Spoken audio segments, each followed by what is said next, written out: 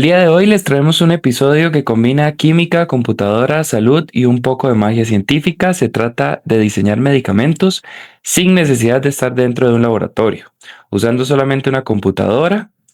Sí, así como lo oyen, en lugar de pasar años probando moléculas una por una en un laboratorio, la tecnología actual permite predecir su comportamiento, seguridad y potencial antes de fabricarlas.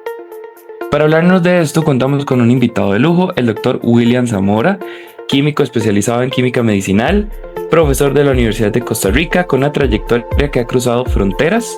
Ha sido galardonado por diversos entes de investigación, como el Premio a Investigadores Latinoamericanos del Grupo Coimbra de 40 universidades europeas. Seleccionado como fellow del exclusivo programa Postdoc NET-AL de DAAD de Alemania. También como panelista para la Organización Mundial para la Prohibición de Armas Químicas. Doctor, bienvenido a Pharma Room. Un gusto tenerlo aquí con nosotros. El gusto es mío, muchísimas gracias por la invitación y bueno, esperemos que podamos compartir un momento muy bonito. Excelente, doctor. Doctor, para muchos, inclusive los estudiantes, antes de empezar a llevar los cursos de química medicinal, tal vez no tienen una idea tan clara de qué se trata el curso, o cuando la gente habla de química medicinal no entiende y solo relaciona los nombres química, medicinal. Entonces suena como una mezcla de laboratorio, medicina, pero a veces no es tan sencillo comprender. Para empezar, queremos que usted nos introduzca qué es la química medicinal y cómo se relaciona con el diseño de nuevos fármacos. Claro que sí, bueno, como tal, ¿verdad? Es obvio que muchos estudiantes tengan confusión porque hasta para uno como profe es difícil, ¿verdad? Expresarles o definirles qué es química medicinal, ¿verdad? Porque, bueno, hay una definición estricta como tal, pero más en la era que vivimos hoy en día es una disciplina transdisciplinar y multidisciplinar, sin lugar a duda, ¿verdad? Entonces tenemos mucho de la base de la química orgánica, mucho de la parte de farmacología, también, ¿por qué no?, la síntesis orgánica, ¿verdad? Que mucha gente de química medicinal la asocia únicamente con síntesis de fármacos, pero no es únicamente limitado a síntesis, ¿verdad? Viene toda la parte de diseño y de búsqueda, ¿verdad? Entonces, en realidad, intervienen muchísimos entes disciplinares en lo que es la química medicinal. Entonces, tenemos que verlo como un todo, ¿verdad? Básicamente, hasta con técnicas computacionales, porque para diseñar fármacos se pueden usar métodos clásicos hasta las técnicas más modernas que tenemos ahora de inteligencia artificial, ¿verdad? Y es muy interesante porque hoy, bueno, no es algo nuevo que se empieza a escuchar que se pueden diseñar medicamentos por medio de computadoras solamente. O Claro. sea, sin la necesidad de estar ahí metido en un laboratorio como entendemos o como nos han hecho creer que es la ciencia de la creación de los medicamentos. No, bueno, es algo que se ha venido, fue el origen, pero ha ido evolucionando hasta hoy poder diseñar medicamentos a través de una computadora. Eso parece como mucha gente diría, no, pero eso es imposible, eso no tiene lógica, eso es como de película de ciencia ficción, pero es una herramienta real y realmente creo, me atrevería a decir que no tan nuevo, no tan de estos añitos y ha cambiado la forma de desarrollar medicamentos. ¿Qué significa exactamente que podamos desarrollar fármacos de esta manera? Claro, en realidad, como vos dices, tienes toda la razón, en realidad no es algo nuevo, no es algo nuevo. Lo que sucede es que, y es una diferencia básica, ahora que a veces cuando uno enseña cursos, les menciono a los estudiantes, una diferencia básica entre bioinformática y la parte de quimioinformática. Ahora, bioinformática nació en la era de software libre, mientras que la quimioinformática, como tal, que se utiliza mucho justamente en estas disciplinas para desarrollar fármacos, creció mucho en las áreas de las industrias farmacéuticas, entonces no era algo disponible para la gente. Lo que hoy en día vemos, que sí que es más nuevo, es mayor disponibilidad de herramientas quimioinformáticas. Hoy básicamente ya estamos casi nivelándonos al área bioinformática, o sea, tenemos herramientas libres, mucha gente puede utilizar y claro que cada empresa farmacéutica necesita a un químico computacional o un científico computacional, llamémoslo, para poder diseñar fármacos, porque para los que son más del área de farmacia saben lo costoso que son los ensayos clínicos, lo que es intentar llevar un fármaco ya al mercado, eso es carísimo. Entonces, uno de los grandes retos que tenemos incluso en el área de computación es básicamente del de la vasta cantidad de compuestos que podemos tener, existen, por decirlo, imagínate que hay más compuestos posibles que estrellas en la Vía Láctea para poder escanear, para poder ver si pueden tener una propiedad como fármacos. Entonces eso ya es un problema de Big Data. Tenemos muchos datos y tenemos que filtrar.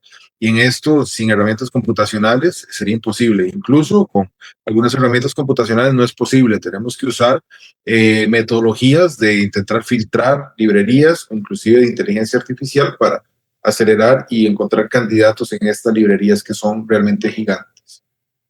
Y Doc, usted aquí menciona algo muy importante, agilizar el trabajo, Claro. digamos, reducir esa gran cantidad de moléculas que pueden existir, pero también este, hemos escuchado cómo trabajar con computadoras para el desarrollo de fármacos nos permite eh, predecir ciertas propiedades clave fundamentales antes de proceder con la fabricación de ese medicamento. Y ya se podría uno anticipar a ciertos beneficios que puede traer esto, pero quiero que usted nos cuente con sus propias palabras cuáles son esas propiedades a las que uno se puede anticipar gracias a estos modelos computacionales y por qué es importantísimo, tanto para el diseño del fármaco y las personas que están detrás de esto, hasta para al paciente final que va a llegar el medicamento, porque es importantísimo conocerlas desde el inicio.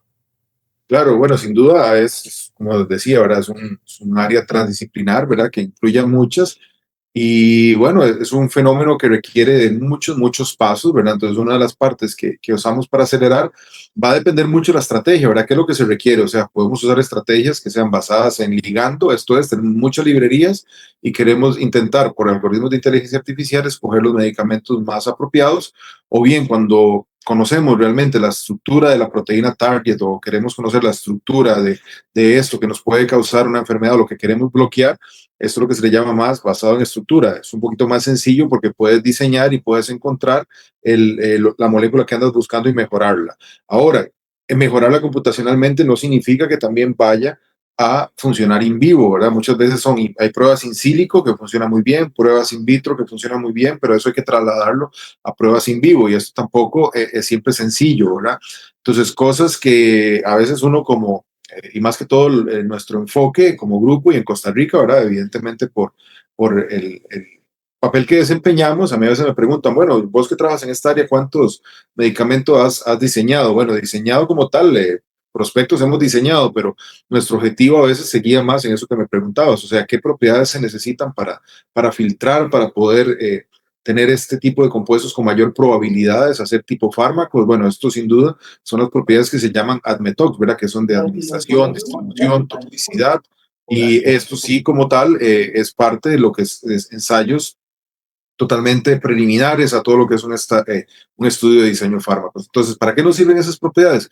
Nos sirven como filtros, nos sirven filtros de calidad molecular, o sea, con eso podemos calcular y saber qué moléculas pueden cumplir con esas propiedades y cuáles no. Entonces, esas propiedades que calculamos con una computadora con cierto grado de confianza, básicamente nos sirve para eso, para poder dar un grado de calidad. También es un modelo, ahora tenemos que recordar que puede fallar, pero dentro de la gran cantidad de moléculas, digamos que son modelos bastante aceptables, ¿verdad? Estos de filtro y de calidad molecular.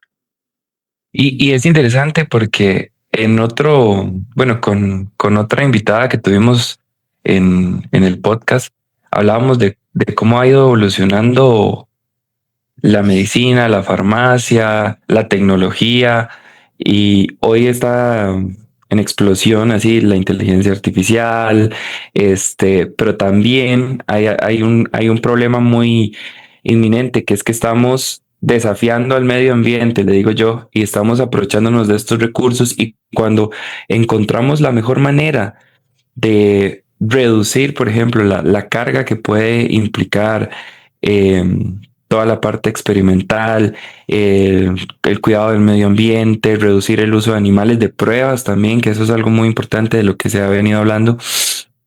Este, Esto es un impacto importante en la creación de medicamentos a través de sistemas computacionales. ¿Por qué diría usted que estas herramientas, además de que favorecen esta agilización de pasos, esta reducción de tiempo, del recurso tiempo, ¿verdad? ¿Por qué diría usted que también favorecen una investigación más sostenible en tiempos donde tenemos que cuidar tantísimo el ambiente y disminuir también el uso de animales de laboratorio, sobre todo? Claro, bueno, a nivel mundial, de hecho, existen regulaciones, ¿verdad?, que ya son validadas. Por ejemplo, nosotros también tenemos como laboratorios, ¿verdad? El CBio3 en la Escuela de Química se dedica un poquito más a la parte de diseño de fármacos y esto.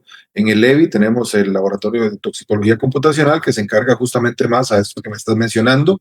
Ahí la doctora Silvana es la que le lleva más cargo, pero básicamente lo que trabajamos como tal es justamente en crear modelos para esta necesidad. Entonces, de hecho, como te decía, a nivel internacional, en Europa, los Estados Unidos, existen ya herramientas computacionales validadas para eso. Por ejemplo, se implementa mucho el QSAR, que son estudios de estructura-actividad, no solo de medicamentos, también de compuestos, para ver si pueden llegar a tener algún tipo de toxicología importante a nivel ecológica, ecotoxicidad, ¿verdad? Por ejemplo, usualmente se prueban abejas, tanto de contacto como oral, también se prueba en peces, en crustáceos, hay muchas pruebas que uno puede realizar y hay modelos computacionales que son muy validados. Por ejemplo, los coeficientes de partición de cuánto una molécula se absorbe o se reparte, más bien dicho, entre agua y diferentes solventes orgánicos, son miméticos, son modelos miméticos aceptados para ver si un xenobiótico o un contaminante que ande en el aire o que ande en agua sea capaz de absorberse, ¿de acuerdo?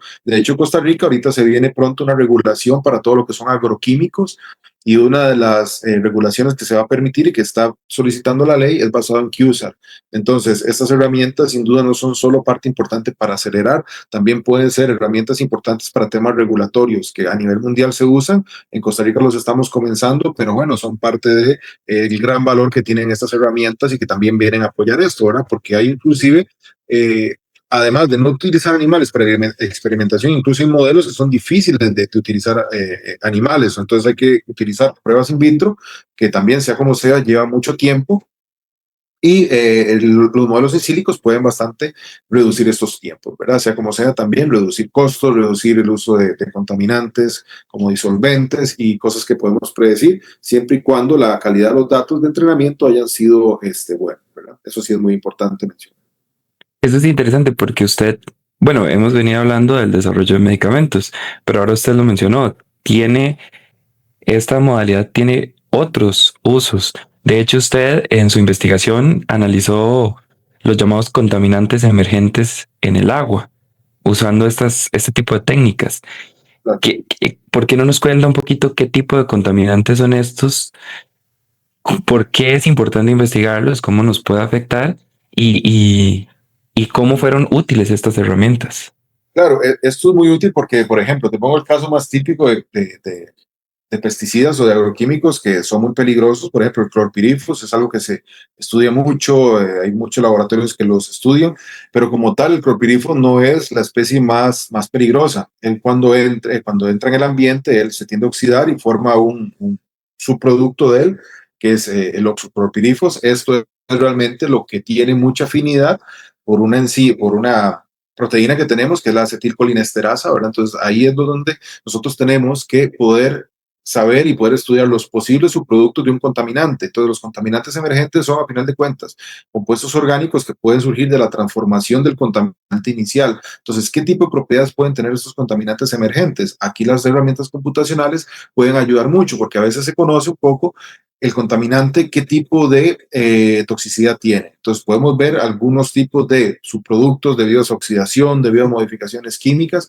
si pueden potenciar o más bien disminuir. Idealmente, ojalá disminuir su potencial, pero como en el caso del clorpirifos pasa todo lo contrario, más bien se vuelve hasta más peligroso, ¿verdad? Entonces, esta es una de las grandes ventajas que tenemos con herramientas computacionales. Podemos predecir con cierta, de nuevo, con cierta confianza, qué tipo de actividad puede tener un contaminante emergente. Además, tenemos una ventaja con los contaminantes emergentes, como tienen un tipo que nosotros llamamos muy de manera específica espacio químico, eso significa a qué tipo la cantidad de compuestos que hay que tienen cierta similitud química. Si estudiamos ese espacio químico, está relacionado, probablemente como entrenamos los modelos o tenemos conocimiento de ese espacio químico, es muy probable que las predicciones sean bastante fieles, por decirlo así. El asunto es cuando son modificaciones ya muy distintas, probablemente la extrapolación del modelo no sea fiable. Y eso son de las cosas que también solo con criterios especializados se puede llegar a tener y poder dar por decirlo así, una predicción válida, ¿verdad? Pero entonces, Doc, es como ¿cómo decirlo así? Los múltiples usos que pueden tener esas tecnologías van en pro del beneficio del consumidor final, ¿cierto? Y de hecho, había una pregunta que queríamos hacerle, porque además ya vemos que se ha usado, por ejemplo, para esto de los contaminantes de agua, para determinar otras propiedades. En el inicio hablábamos de la creación de medicamentos, pero también llegan a establecer una herramienta sumamente importante para, para ayudarnos, para colaborar en la solución de problemas que están atacándonos ya directamente, como por ejemplo, por mencionar uno, la resistencia bacteriana, que es un problema mundial que ya lo estamos viendo. Yo me acuerdo cuando yo empecé en la U que decían en el 2050 va a haber una crisis por la resistencia bacteriana. Y bueno, y 2050 ya es nada, estamos a nada. ¿Cómo podemos usar esta tecnología para buscar soluciones frente a problemas como por ejemplo la resistencia bacteriana? Claro, bueno, en realidad, tipo de herramientas computacionales tenemos que marcarlas porque es que hay tantos métodos, ¿verdad? Los métodos computacionales podemos marcarlos entre primeros principios, que son basados en cuántica, basados en mecánica clásica, ¿verdad? Que es física newtoniana, ¿verdad? Que esto básicamente son ecuaciones que son clásicas, y también podemos tener todo lo que es exploración de datos, que es machine learning. Entonces, ¿cómo podemos implementar todas esas herramientas en problemas como lo que decías, por ejemplo, resistencia a antibióticos? Entonces, esto nosotros lo hemos trabajado bastante, nosotros en colaboración con un grupo del IRTA en Barcelona, que es un instituto de investigación en tecnología agroalimentaria, pero trabajamos mucho en busca de soluciones para enfermedades infecciosas en ganado, y también, ¿por qué no extrapolarlo a enfermedades humanas?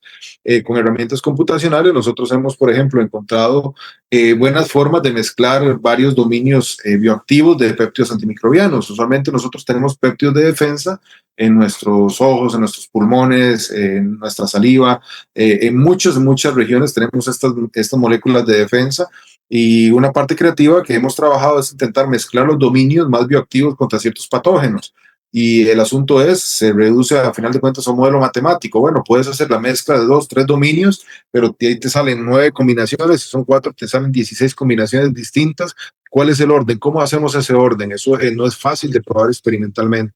Entonces, con herramientas de inteligencia, de nuevo, inteligencia artificial le llamo, pero básicamente también han sido alimentados por modelos de química cuántica, también por modelos de química, de mecánica clásica, y agarrando lo mejor de cada uno, hemos podido, por ejemplo, también descifrar cómo y en qué orden unir estos dominios bioactivos para crear una molécula combinada que tenga una mayor bioactividad. Son de los trabajos que hemos hecho. Entonces, por supuesto, las herramientas están ahí. Lo bueno, es importante, es cómo darle el uso, qué uso le puede dar uno adecuado a este tipo de datos, porque también viene la parte ética, ¿verdad? Ahora hablamos de resistencia antimicrobiana y cómo las técnicas computacionales pueden ayudarnos a crear nuevas curas y explorar nuevos compuestos, pero también, ahora que mencionabas de mi trabajo con la Organización Mundial de las Armas Químicas, también aquí viene la parte ética. Estas herramientas también pueden tener otra visión, pueden ser más bien usadas para crear toxinas, por ejemplo, Ujú, a ujú. partir de proteínas o armas químicas, ¿verdad? Entonces, estos son bases de datos que también tenemos,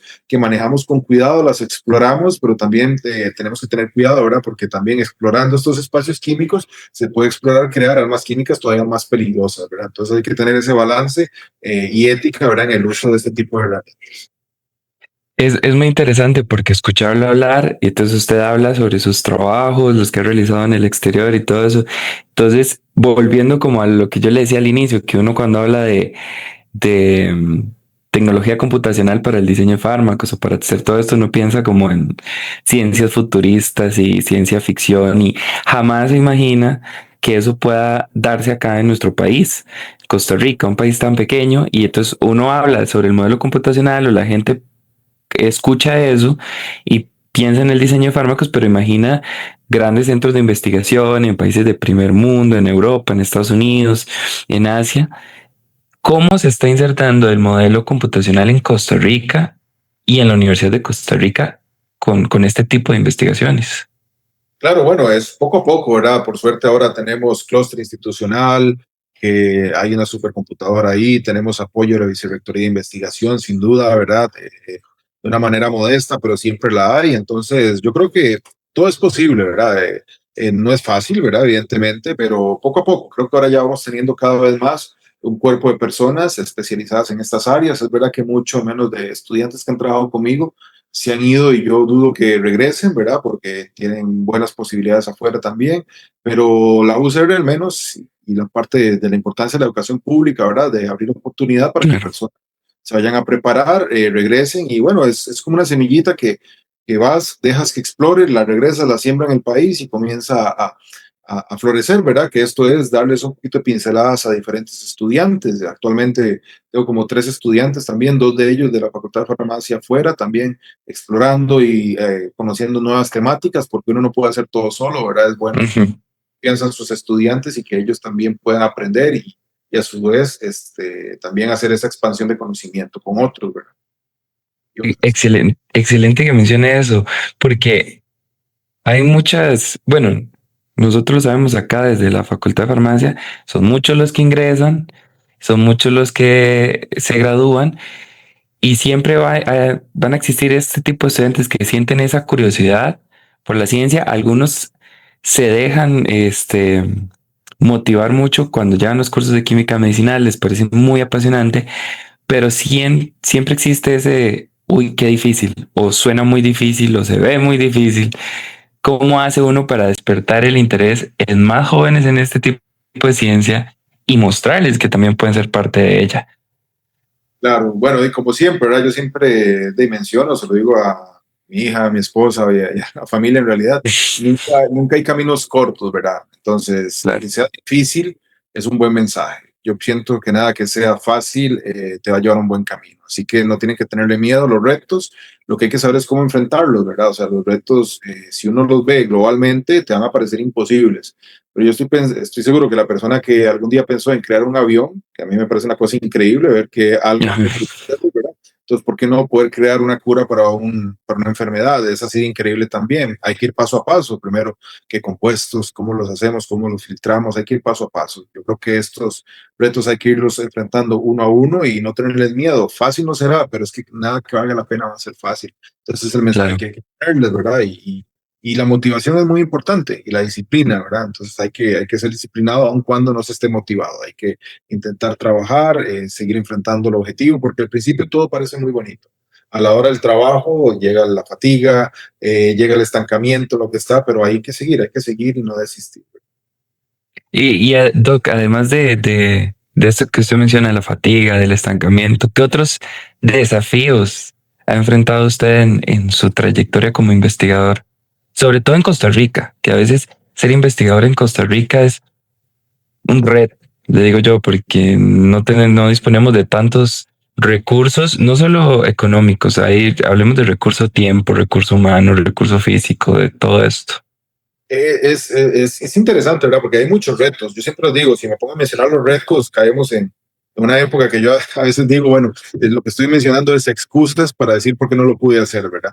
Retos hay muchos y lo vamos a encontrar en Costa Rica, en cualquier lugar, ¿de acuerdo? Entonces yo creo que eso tenemos que igual enfrentarlo con buena actitud, porque retos siempre van a haber. Desde tu mero día a día vas a tener que enfrentar retos familiares, tienes que sacar el tiempo para compensar tiempo familiar, tiempo de estudio. Si te vas al trabajo, bueno, nosotros principalmente somos docentes, entonces hay que dar clases, hay que planear clases y eso tienes que llevarlo con la vida de guiar estudiantes, atender estudiantes, tras consulta. La cultura científica acá es muy distinta en Europa. Por ejemplo, hay investigadores e investigadoras a nivel top, ¿verdad? Que ellos básicamente se dedican a investigar únicamente y enseñan cursos muy puntuales en ciertas épocas del año, no siempre. Entonces, retos hay muchísimos, ¿verdad? Como te digo, retos familiares, retos de tu trabajo, también, ¿por qué no? Retos de tu mismo ambiente laboral, ¿verdad? Es evidente que vas a estar en desacuerdo con muchos compañeros y compañeras de trabajo. Entonces también son retos a enfrentar y yo lo que creo es que hay que mirarlo con buena actitud porque retos van a haber en todo lado. Así que es simplemente no verlos como excusas, sino verlo también como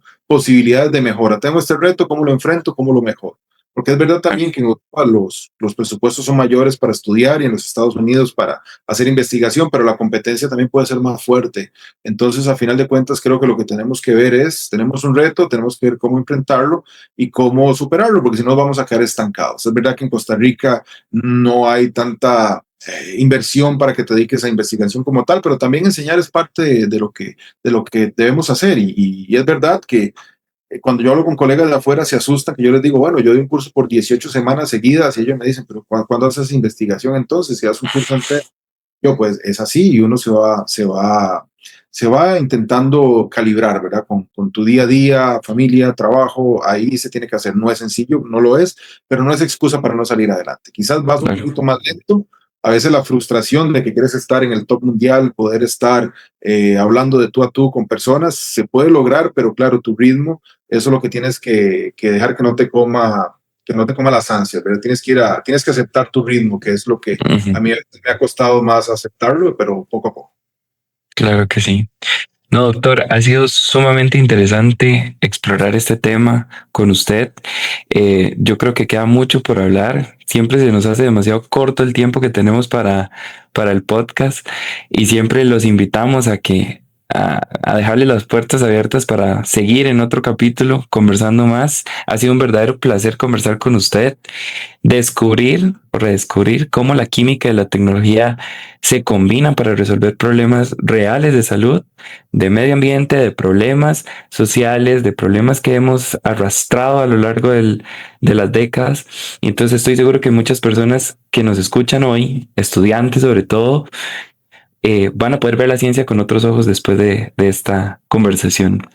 Entonces, muchísimas gracias por acompañarnos y de verdad un placer. Nada, igualmente, con muchísimo gusto y bueno, espero que haya sido de mucho provecho y de motivación para las futuras generaciones que dependemos de ellos. Así que no se olviden, ¿verdad? No, no vamos a estar aquí siempre. Ocupamos gente que siga haciendo ciencia, inclusive que nos supere, porque si no nos supera, la ciencia no avanza. Así que ocupamos cada gente mejor y más buena. Perfecto. Muchas gracias, Doc. Hasta luego, buen día.